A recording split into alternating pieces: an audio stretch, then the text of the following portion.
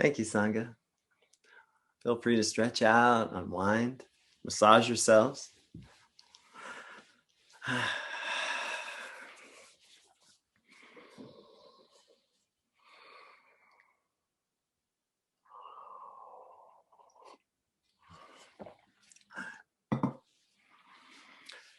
That was less than 10 minutes. That was less than 10 minutes. I like to remind myself. Do not fall into the trap of thinking this practice takes a lot of time or needs a lot of extra time. Right?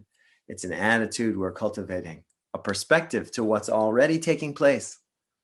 And while it benefits to go to the gym and find the perfect size dumbbell while the place is open and put on special clothes and do the very specific bicep curl exercise,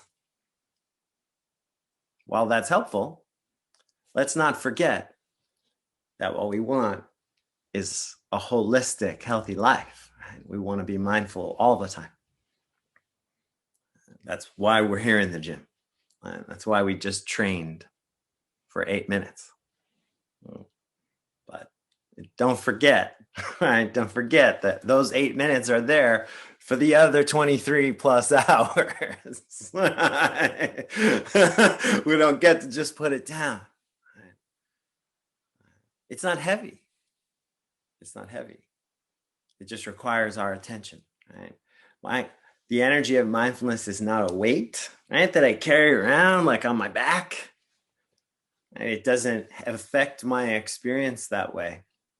I prefer to look at it like if somebody were to pour like some precious oil into my palm. It's not heavy, right? But if I were to go through my whole day, like trying not to spill that oil, if I had to all day long be calming myself down and paying attention, not rushing, because I might spill the oil. Really be present for what's going on around me.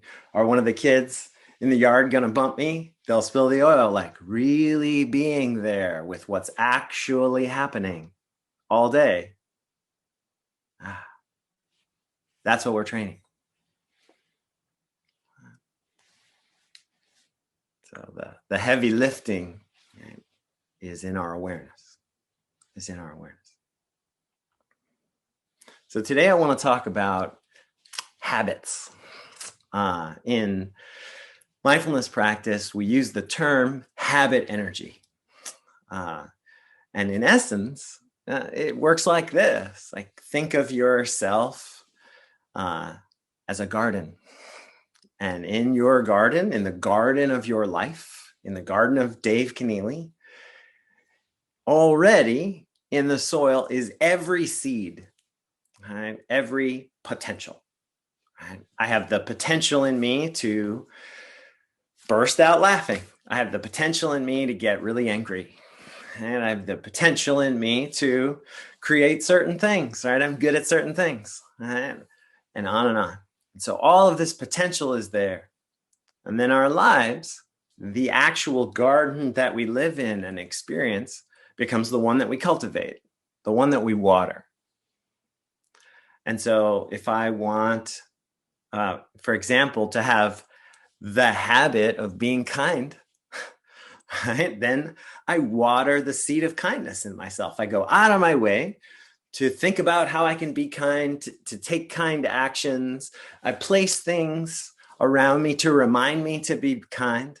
When I reflect at the end of a day, I might journal with the prompt for a year. How was I kind today? Right?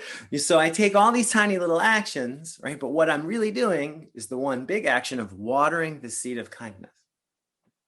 Because a year from now, if I do that every day, or if I try to do that every day, if I hold the aspiration to do that every day, that's a lot of water, right? And so the flower of kindness, right? The flower of kindness, it just grows strong. It'll really, really bloom in my garden.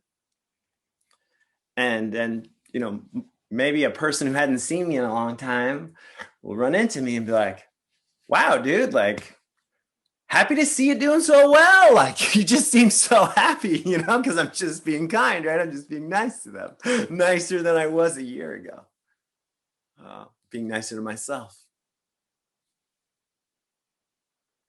And so this is how we talk about habit in Buddhism. It's this idea that we are not a fixed product, right? Like Dave isn't, boom, like stamped. And this is it. This is Dave. I'm a process.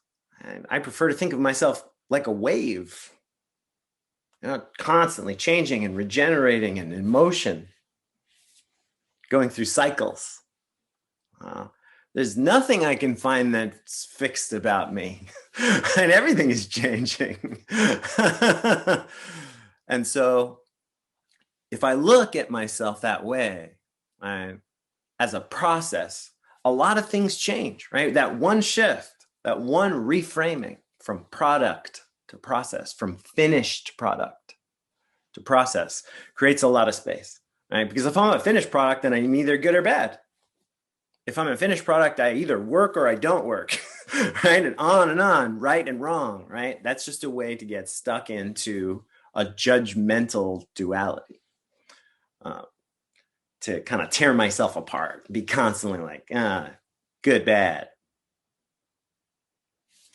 But if I look at myself as a process, well, then what really matters is not so much how the process looks right now, because it's a process. I know it's going to change. And so what I care about is what direction is the process headed in? Right?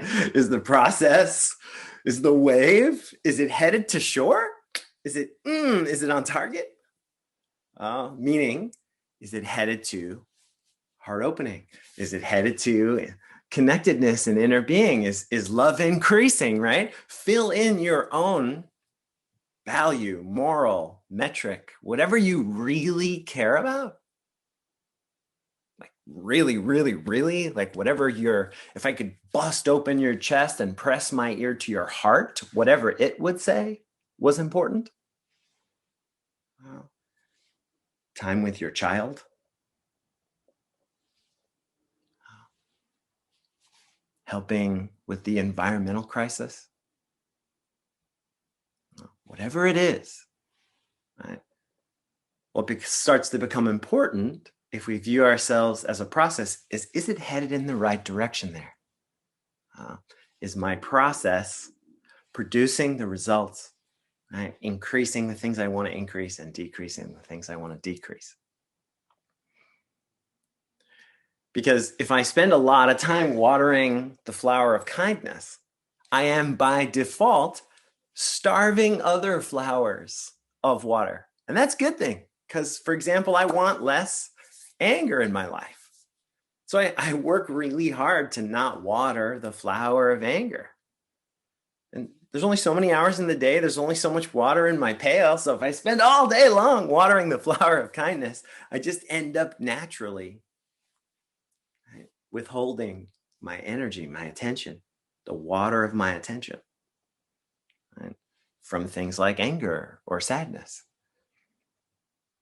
And so, without having to necessarily change anything yet, without having to change any circumstances, I just end up developing the habit of focusing on kindness, focusing on things that are good. Right? Just as savoring is a habit, just as I have to develop, like on my coffee mug right now, it says, feel it, because I'm trying to slow myself down, right? And remind myself that the only thing I drink out of this is my 2 cups of coffee in the morning. This is my second one. I do that every day. And I don't want to miss one sip. Like, those are some of my favorite moments of my day, right? The first cup I sit and I read with, and the second cup, different things happen with you. On Sundays, it's with you. This is a special thing right now. This is so precious to me. And I want to savor every smell, every sip, every minute it takes me to hand grind my beans. but that's a habit. I have to train for that.